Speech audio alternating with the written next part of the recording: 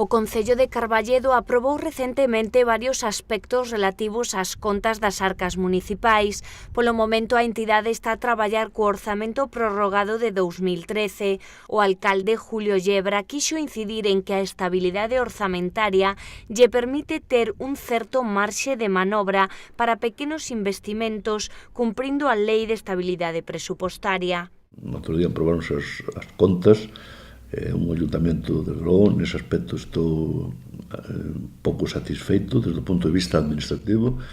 Un concello que cumpre con todos os parámetros que marca o Estado, é dicir, axustase, ten estabilidade presupostaria, non ten déficit, os servicios tampouco presentan déficit, ten un remanente de tesorería positivo, é dicir, é un concello neste aspecto que está absolutamente clarificado, absolutamente estable.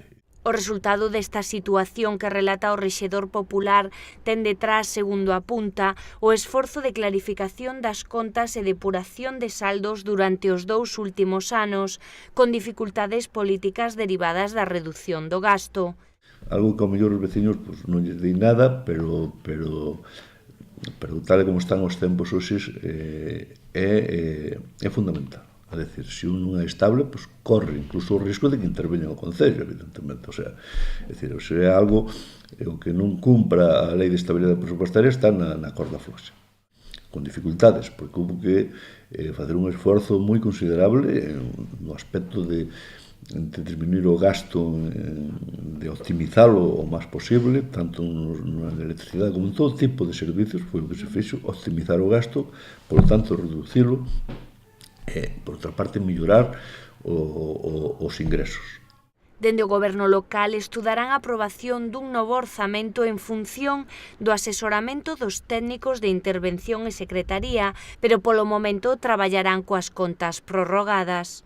O vindeiro 27 de marzo terá lugar a sesión plenaria onde se dará conta de algúns asuntos económicos puntuais.